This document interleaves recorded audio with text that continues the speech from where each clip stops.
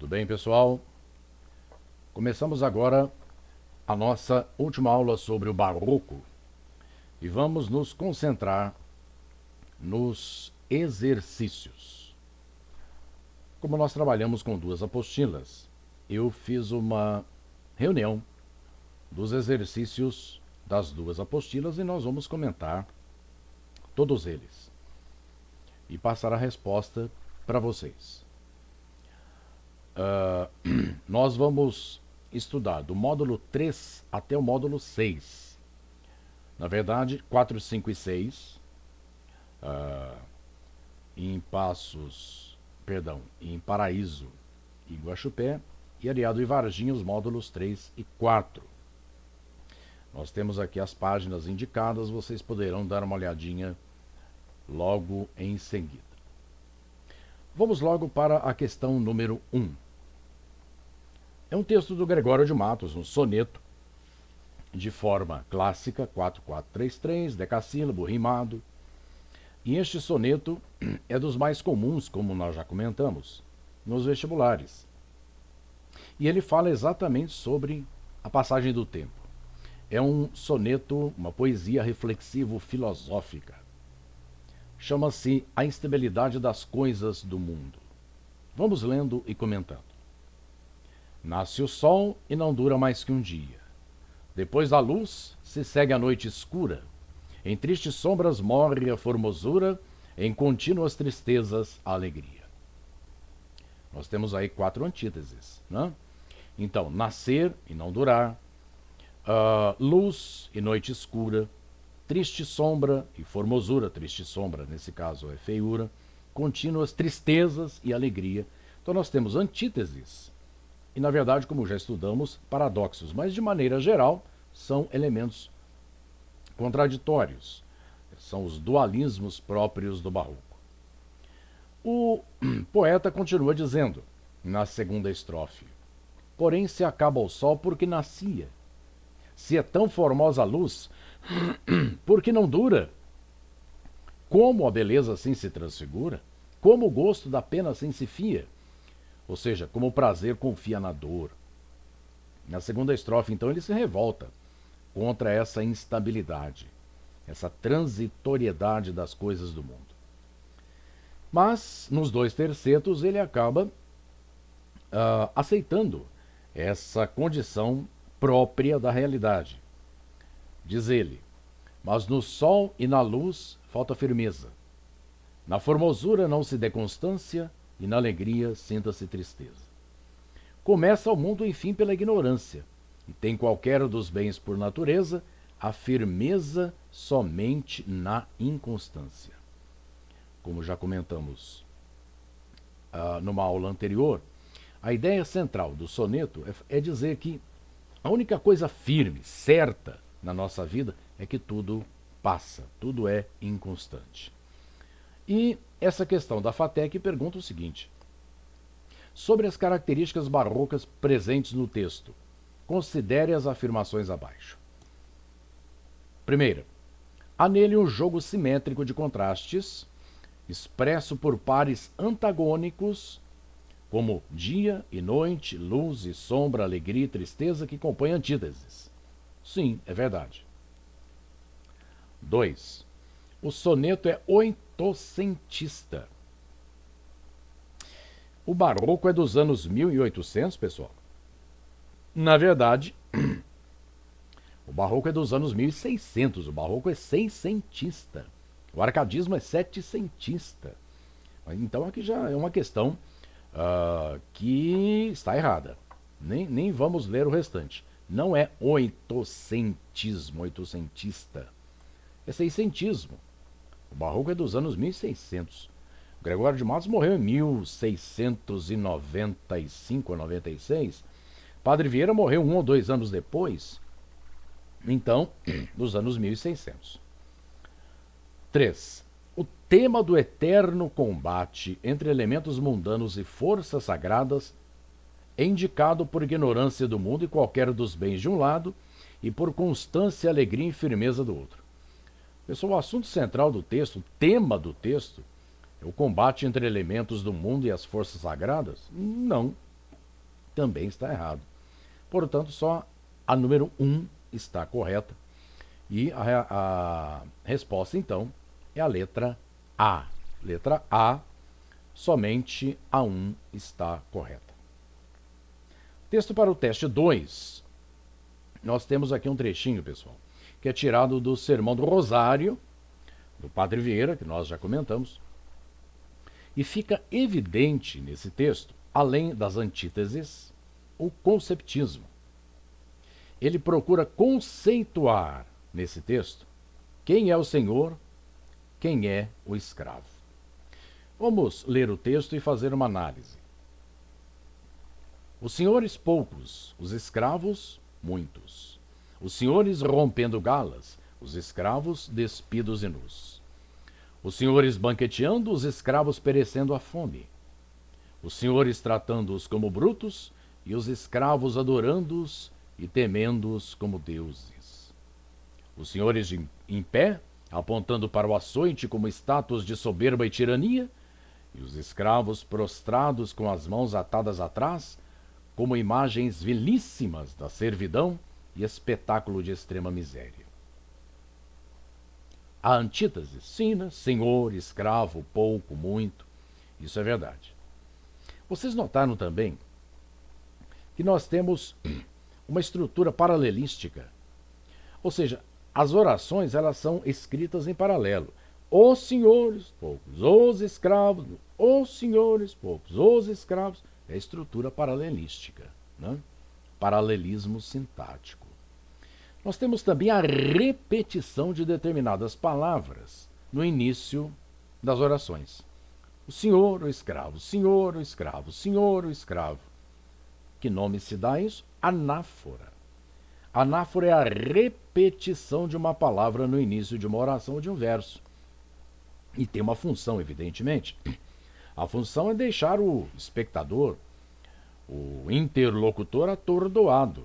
Isso é muito usado nas propagandas, na publicidade. Há determinados vendedores que repetem infinitamente certas palavras. Compre, compre, compre, compre. É uma anáfora, né? Para evitar que o sujeito pense. Vilíssimas. Vilíssimas é um exagero, uma hipérbole. A questão número 2 pergunta o seguinte: o único recurso ausente no texto tem antítese? Tem. Intensificação por meio de hipérbole? Tem. Letra D de dado. A estrutura paralelística na repetição da mesma estrutura sintática em diversas orações? Sim, está correto. Anáforas na repetição das palavras que iniciam as orações? Também está correto. A resposta, então, é a letra C. Ironia não há nesse texto. Ironia é dizer o oposto daquilo que a gente está pensando. Não é o que acontece aqui. Não é? Texto para o teste 3. Esse texto é um pouquinho maior. E nós vamos precisar ler esse texto, que é do Sermão do Mandato, e que fala sobre a diferença entre o amor humano e o amor divino.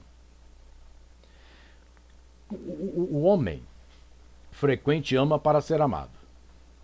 Nesse caso é um negócio, é um comércio. Olha, eu só te dou amor se você me der amor, então toma lá e dá cá.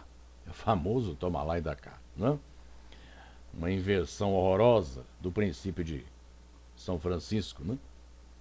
Mas, nesse caso aqui, o homem, ele ama porque, ele ama para quê? Ele tem objetivo em amar.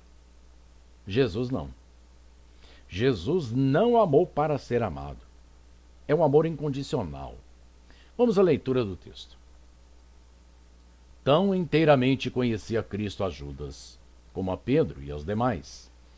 Mas notou o evangelista com especialidade a ciência do Senhor em respeito de Judas, porque em Judas, mais que nenhum dos outros, campeou a firmeza do seu amor. Ora, vede, definindo São Bernardo o amor fino é o amor puro, o amor divino. Diz assim: o amor fino não busca causa nem fruto. Se amo porque me amam, tenho amor causa. Se amo para que me amem, tem fruto. E amor fino não há de ter porquê e nem para quê. Se amo porque me amam, é obrigação. Faço o que devo. Se amo para que me amem, é negociação. Busco o que desejo. Pois como há de amar o amor para ser fino? Amo cuia amo, amo também. Amo porque amo, e amo para amar. Quem ama porque o amam, é agradecido. Quem ama para que o amem, é interesseiro. Quem ama não porque o amam, nem para que o amem, esse só é fino. E tal foi a fineza de Cristo em respeito a Judas, fundada na ciência que tinha dele e dos demais discípulos. Então vejam que aqui nós já temos também uma dualidade. O Padre Vieira está trabalhando com dois conceitos. É o conceptismo. O amor humano e o amor divino. Mas não há aqui antíteses e outras figuras de linguagem? Sim. Isso não é sinal de cultismo? Sim, mas predomina o conceptismo. Vamos destacar algumas características aqui, pessoal. Vejam só. Se amo porque me amam. Se amo para que me amem. É paralelismo. Se é anáfora. Notem que Padre Vieira ele é repetitivo. Ele usa as mesmas técnicas. Só que aqui tem uma a mais que eu acho que nós não comentamos ainda.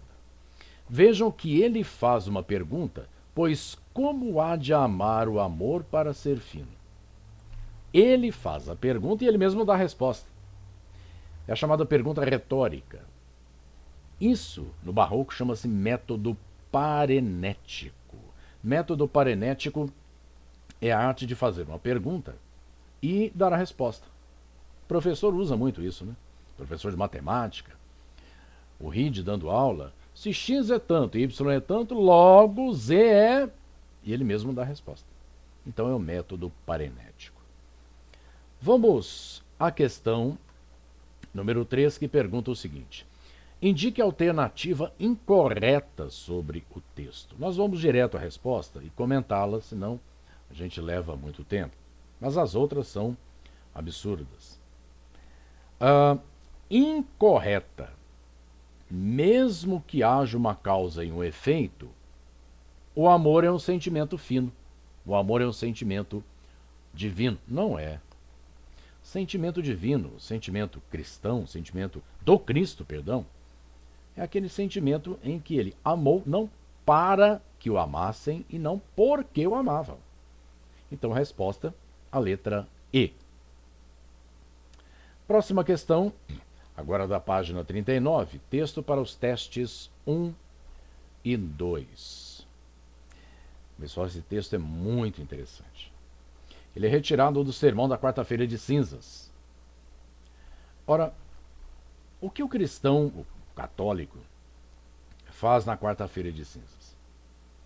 Normalmente, ele vai à igreja, como não há missa, ele vai receber as cinzas, né? O bispo pega um pouquinho de cinza, faz uma cruz na testa dos fiéis e diz: tu vieste do pó e ao pó voltarás.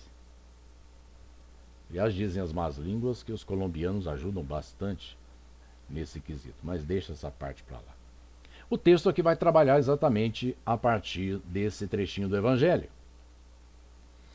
Ele diz: quando nós morremos, viramos pó. Mas, diz o Evangelho, a Bíblia, lá no Antigo Testamento, quando Deus criou o homem, ele fez o homem a partir do quê? Do pó, do barro. Então nós viemos do pó e vamos nos tornar pó. Se somos pó no início, na origem, e pó no final, qual a diferença então entre o morto e o vivo? E ele acrescenta: o morto é pó caindo e o vivo é pó levantado. Notem a antítese, né? vivo, morto, caindo, levantado. E o vento é o vento da vida, é o sopro da vida. É o sopro da vida. As características são as mesmas que nós vimos no texto anterior. Vamos dar uma olhadinha? Ora, suposto que já somos pó, e não pode deixar de ser, pois Deus o disse, perguntar-me-eis, e com muita razão, em que nos distinguimos logo os vivos dos mortos? Método parenético. Vivo e morto, antítese. Os mortos são pó. Nós também somos pó. Em que nos distinguimos uns dos outros? Distinguimos-nos os vivos dos mortos, assim como se distingue o pó do pó. Os vivos são pó levantado. Os mortos são pó caído. Os vivos são pó que anda. Os mortos são pó que jaz e que jacet. Ou seja, aqui jaz, né, em latim. Notem a antítese vivo, morto e também anáfora. Os mortos, os vivos, os mortos, os vivos. Estão estas praças no verão cobertas de pó. Dá um pé de vento, levanta-se o pó no ar. E que faz? O que fazem os vivos, e muitos vivos. Não aquieta o pó e nem pode estar quedo. Anda, corre, voa, entra por esta rua, sai por aquela, já vai adiante, já torna atrás. Tudo cobre, tudo envolve, tudo perturba, tudo toma, tudo cega, tudo penetra, em tudo e por tudo se mete, sem aquietar, nem sossegar um momento enquanto o vento dura. Tudo, tudo, tudo, tudo, anáfora. Acalmou o vento, cai o pó. E onde o vento parou, ali fica. Ou dentro de casa, ou na rua, ou em cima de um telhado, ou no mar, ou no rio, ou no monte, ou na campanha, no campo. Ou. Anáfora. Não é assim? Assim é. Então ele faz a pergunta, ele mesmo responde, método parenético. Pergunta-se nessa questão o seguinte: considerando o contexto, uma interpretação correta para o trecho. Acalmou o vento, cai o pó. E onde o vento parou, ali fica. Ou dentro de casa, ou na rua, ou em cima de um telhado, ou no mar, ou no rio, ou no monte, ou na campanha. Então, uma interpretação correta é a letra B, de bola. O homem não pode escapar à morte, pois ela o encontra onde quer que ele esteja. Em algum momento, o vento para e nós nos tornamos pó caído. Muito bem, continuando. Questão número 2. Visando ampliar a visão do interlocutor a seu discurso, com estratégia argumentativa, Vieira recorre ao emprego de quê? Acabamos de dizer, letra D de dado. Perguntas retóricas. E a primeira pessoa do plural. Ele usa um nós aí, né? Para trazer o interlocutor para dentro do texto. Texto para o teste 3. Mais um trechinho do Padre Vieira. Nesse caso, pessoal, é um trechinho do Sermão do Bom Ladrão. Sermão do Bom Ladrão. Nós já comentamos esse sermão lá atrás. Mas nesse caso, eu preciso contar uma historinha para vocês entenderem essa questão. Lá pelas tantas, o Padre Vieira diz nesse sermão que Alexandre, o Grande, estava viajando com a sua armada, os seus navios, seus soldados, para invadir a Índia, para saquear a Índia, para roubar a Índia. No meio do caminho, além da pedra, no meio do caminho ele encontra um pescador choroso, triste. Pergunta o que aconteceu e o pescador afirma que foi roubado por um pirata. O pirata passou, o ameaçou, levou os peixes, a tralha de pesca, ainda o ameaçou. Alexandre ficou condoído com aquilo, comovido com aquilo, e colocou os seus soldados atrás do tal pirata. Foi encontrado, trazido à presença de Alexandre e colocado de joelhos. Como dizia minha mãe, O Alexandre passou um sabão nele, né? Admoestou-o intensamente. Quando ele estava criticando o pirata se levantou, muita coragem, né, na frente de Alexandre, e disse: peraí, deixa eu ver se eu entendi. Quer dizer que eu, porque roubo no barquinho, eu sou ladrão? E você, porque rouba em uma armada, é imperador? Olha de novo a antítese, né? Ladrão que rouba com muita força, muito poder, e ladrão que rouba com pouca força. Diz o texto: basta, senhor, é o pirata falando, basta, senhor, que eu, porque roubo em uma barca, sou ladrão? E vós, porque roubais em uma armada, sois imperador? Método parenético. Assim é. O roubar pouco é culpa. O roubar muito é grandeza. O roubar com pouco poder faz os piratas. O roubar com muito, os Alexandres. O ladrão que furta para comer não vai e nem leva ao inferno. Os que não só vão, mas que levam, de que eu trato, são os outros, ladrões de maior calibre e da mais alta esfera. Os outros ladrões roubam o homem.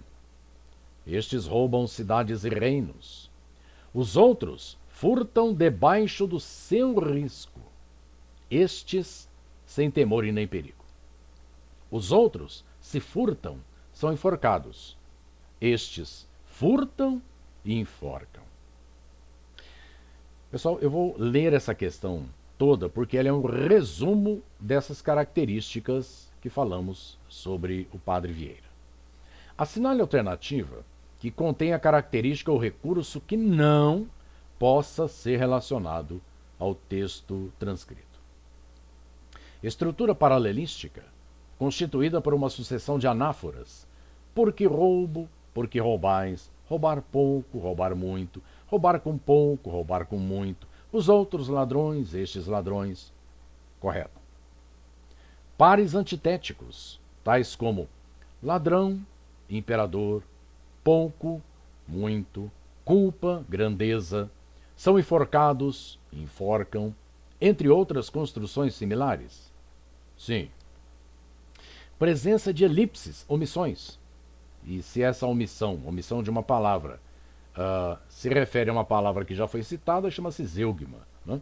Presença de elipses, ou mais precisamente de zeugmas, em construções como: o roubar com pouco poder faz os piratas, o roubar com muito, os Alexandres.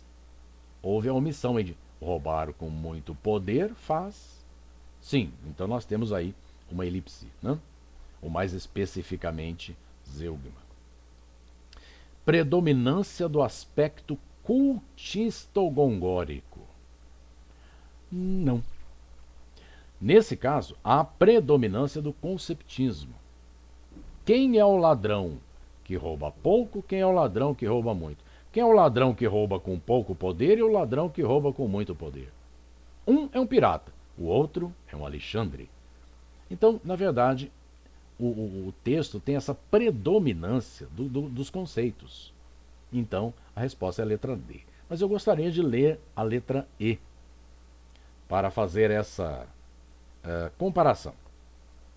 Raciocínio envolvente, jogo de ideias e argumentos, dialética, dialética cerrada, que visam a convencer o leitor, como é característico do barroco conceptista que o autor representa. Correto? Ele representa o barroco conceptista. Não que ele não tenha elementos do cultismo. Tem, como nós já dissemos. Mas sempre predomina em Padre Vieira o conceptismo. Portanto, resposta letra D de dado. Vamos para a página 61. Teste 1. Nós temos aqui, pessoal, uma questão que é do Enem. Olha lá, a questão do Enem. Né? Essa questão, ela traz um soneto do Gregório de Matos. E esse soneto merece uma explicação prévia. Como sempre, o barroco carregadíssimo de elementos religiosos.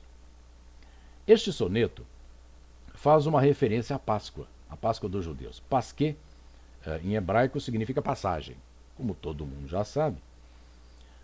Os hebreus viveram 400 e tantos anos cativos, como escravos no Egito. Quem tirou o povo de Deus, o povo hebreu do Egito? Foi Moisés. Não? Moisés. E Moisés tira o povo do Egito e eles passam da escravidão para a liberdade. Até hoje, os israelitas comemoram a Páscoa assim, comendo ervas amargas e relembrando aquele momento em que eles passaram da escravidão para a liberdade. É evidente que quando isso veio para o cristianismo, além desse simbolismo, há também a passagem do pecado para a redenção, não? Feito através do Cristo, evidentemente. Então, nesse caso, o Cristo, o novo Moisés. Bom, esse texto, baseado nessa referência bíblica, e aí nós já temos a intertextualidade, não?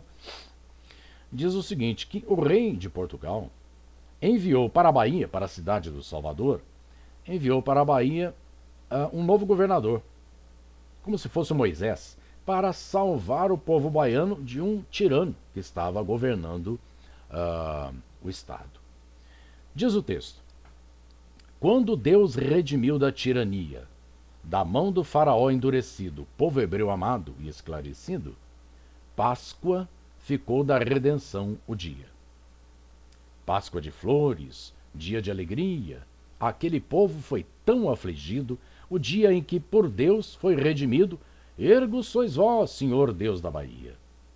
Pois mandado pela alta majestade, nos remiu, nos salvou de tão triste cativeiro, nos livrou de tão vil calamidade.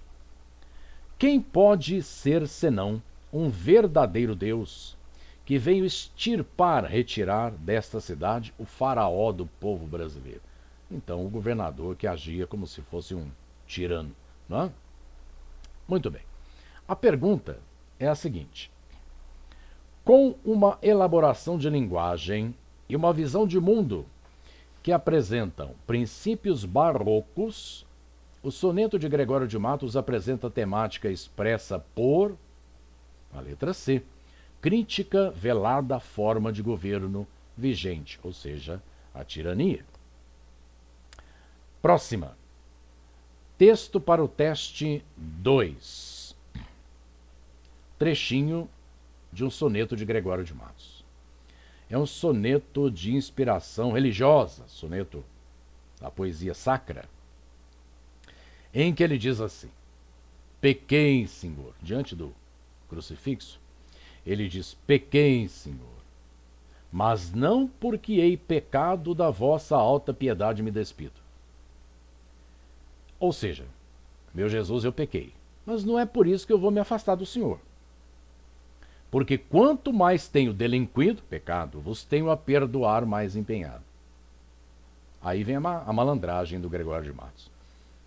Olha, quanto mais eu peco, mais eu tenho certeza de que Deus vai se empenhar em me perdoar.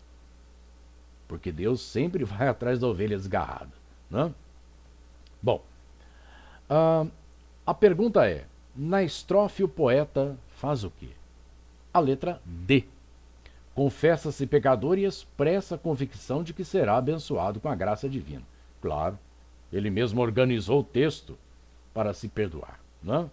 Malandragem. Nós temos uma próxima questão para o teste 3. Notem aqui, pessoal, uma escultura do Aleijadinho, lá no Santuário de Bom Jesus de Matozinho, Congonhas, né? A questão diz o seguinte, com contornos assimétricos, no classicismo, contornos simétricos, riqueza de detalhes nas vestes e nas feições, a escultura barroca no Brasil tem forte influência do rococó europeu. que é rococó? Rococó, roquel, em francês, significa exagero. É o barroco exagerado, né? E está representado aqui por um dos profetas do pátio do Santuário de Bom Jesus de Matozinho, em Congonhas, Minas Gerais, esculpido em pedra-sabão por Aleijadinho. Profundamente religiosa, sua obra revela o quê? Bom, aqui o vestibulando deveria ter alguma informação sobre o Aleijadinho. Por exemplo, sabe-se que Aleijadinho, quando esculpia aquelas estátuas belíssimas, ele costumava se inspirar no rosto de pessoas conhecidas dele, da cidade. E aí a resposta é a letra D. Então a sua obra revela uma personalidade, modelando uma imagem sacra com feições populares. Vamos adiante. Texto para as questões 4 e 5. Pessoal, eu tenho aqui um soneto muito conhecido do Gregório de Matos e sobre o qual nós já nos referimos anteriormente. Este soneto foi dedicado a uma mulher muito bonita chamada Dona Ângela. E ele compara essa Dona Ângela, ora a um anjo, ora a uma flor. E nós já temos aí a dualidade, a antítese, né? Céu e terra, sagrado e profano, eterno e transitório.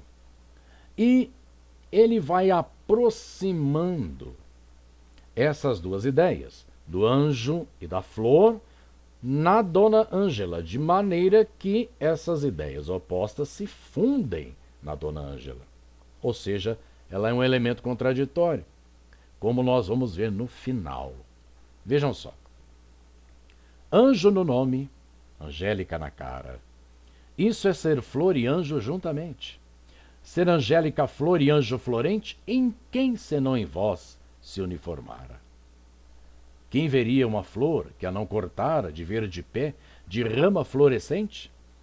E quem um anjo vira tão luzente que por seu Deus o não idolatrara? Se, pois, se como anjos sois dos meus altares, fores o meu custódio, minha proteção e a minha guarda, livrara eu de diabólicos azares. Aqui ele faz uma mudança radical. Ele diz o seguinte: a Dona Ângela é um anjo? Sim. Mas o demônio também era um anjo. Lúcifer era anjo, feito de luz, né? Era anjo. O anjo caído, né?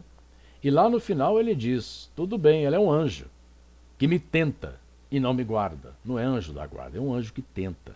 E aí, de novo, nós vemos aquela dualidade típica do barroco. Mas vejo que tão bela e tão galharda, posto que os anjos nunca dão pesares, sois anjo, que me tenta e não me guarda. Quais as metáforas, essa é uma questão aberta, quais as metáforas que constituem o núcleo do texto? Indique o seu campo semântico. Semântico, palavrinha que aparece em todos os vestibulares, né? Semântico vem de semeion no grego, que significa sentido. Qual o seu sentido? Campo de sentido. Bom, a resposta, evidentemente, as metáforas são anjo e flor. Qual o sentido nesse caso aqui de anjo e flor? O anjo sugere espiritualidade e a flor, a materialidade, inclusive a sensualidade do amor, né, que tenta. 5. Nessas metáforas há jogo antitético, claro. Por quê? Sim, a antítese entre espiritualidade e a sensualidade. Pois bem, voltemos agora ao padre Antônio Vieira. Mais um pequeno texto para a gente ler e fazer análise. E esse texto também precisa de uma explicação prévia. Vamos a ela. Como todo mundo sabe, Santo Antônio é um santo português, que além de ser o santo das moças aflitas, ele é também um doutor da igreja, um grande orador. E aqui nós temos o chamado Sermão de Santo Antônio aos Peixes, que é baseado não se sabe exatamente se isso aconteceu, mas numa história que corre em Portugal até hoje, né? Santo Antônio estava numa igrejinha, fazendo um sermão para pessoas ricas. E lá pelas tantas ele começou a repetir alguns trechinhos do Evangelho. Aqueles que têm 2 túnicas, dê uma quem não tem. Amem os seus inimigos. Se alguém te der um tapa, dê a outra face. Vejam bem, a outra face, não é o rosto, não. Tá? Outra face a face é interior, o rosto é exterior. Né? Ou seja, procure compreender o que a pessoa fez. E nesse caso aqui, no sermão de Santo Antônio aos Peixes, Santo Antônio vê as pessoas saindo, porque os ricos não gostaram muito do que ele disse. Santo Antônio também saiu, ficou sozinho na igreja, saiu e foi para a beira-mar. E na beira do mar ele começou a fazer o mesmo sermão para os peixes, comparando os peixes aos homens. Ou seja, os peixes maiores comem os menores. Evidentemente é uma metáfora, né? Os homens mais ricos e poderosos, eles exploram os pobres, humilham os pobres. E as pessoas que estavam indo embora olharam para trás e imaginaram o Santo Antônio não está bem da bola. Né? Mas de repente o Santo Antônio abre as mãos e começa a falar o sermão de maneira mais forte. E os peixes, como se entendessem, começam a pular do mar. Aí o pessoal corre e fica atrás de Santo Antônio. E o santo faz o mesmo sermão, agora usando essa metáfora. Os peixes são os homens. Os peixes grandes, os homens fortes, poderosos. Os peixes menores são aqueles que são explorados. Notem, eu vou ler o texto. Notem que nesse caso nós vamos ter mais uma metáfora dentro desse sermão. Santo Antônio diz que os pregadores, como ele, os pregadores devem ser o sal da terra. E aí nós nos lembramos de um outro trechinho do Evangelho, em que o Cristo diz: vós sois o sal da terra e a luz do mundo. Se o sal não salga, serve para quê? Se a luz não acende, para que serve? É evidente que isso é uma metáfora também. Nesse caso, o sal são os pregadores. E a terra são os fiéis. Os pregadores devem evitar que a terra, ou seja, os fiéis, se corrompam. Assim como o sal evita a corrupção da carne. Vamos à leitura do texto? Vós, diz Cristo Senhor nosso falando com os pregadores, sois o sal da terra. E chama-lhe sal da terra, porque quer que façam na terra o que faz o sal.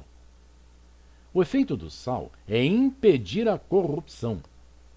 Mas quando a terra se vê tão corrupta como está a nossa, havendo tantos nela que têm ofício de sal, qual será, ou qual pode ser a causa desta corrupção? Ou é porque o sal não salga, ou porque a terra se não deixa salgar.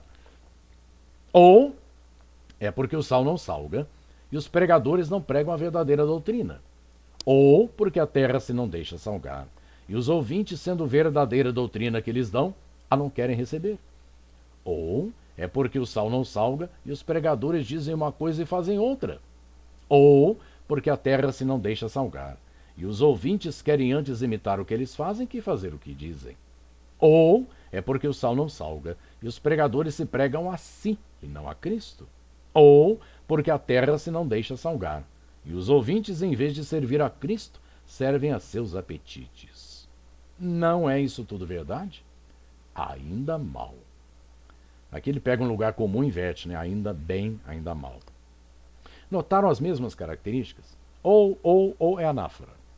Ou porque o sal não salga, ou porque, nesse caso o paralelismo, né? A estrutura paralelística das orações. Ele faz a pergunta e ele mesmo responde, é o método paremético. Bom, vamos à questão. Todo fragmento desenvolve-se a partir de uma metáfora bíblica. Qual é essa metáfora e qual o seu sentido? Bom, resposta, resolução.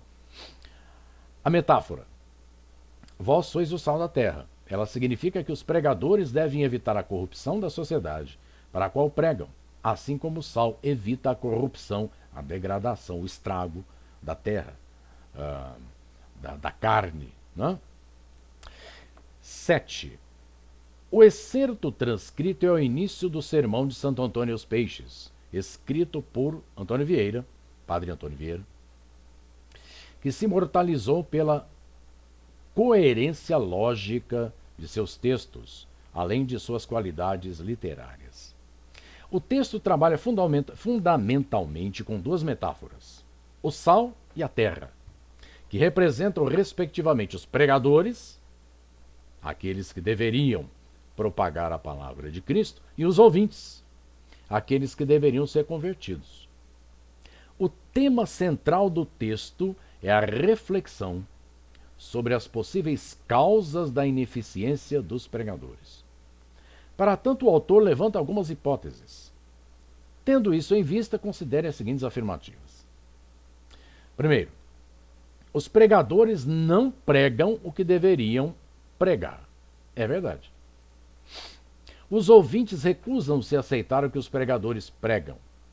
Também acontece. Eles saem da igreja. Os pregadores não agem de acordo com os valores que pregam. Muitos, né? Façam o que eu digo, mas não façam o que eu faço. Os ouvintes agem como os pregadores em vez de agir de acordo com o que eles pregam. Também é verdade. Se o padre está fazendo aquilo, por que eu não posso? Os pregadores promovem a si mesmos na pregação, ao invés de promover as palavras de Cristo. Também é verdade. Então, nesse caso, constituem hipóteses levantadas pelo autor do texto, a letra E. Todas elas. 1, 2, 3, 4 e 5. Pessoal, com essa questão, nós terminamos essa nossa revisão do Barroco. Quem tiver dúvida, nós vamos, numa próxima oportunidade, possibilitar que o aluno possa comparecer com essas dúvidas. Mas mais adiante a gente vai dizer como. Fica como surpresa. Por ora, um abraço, até a próxima.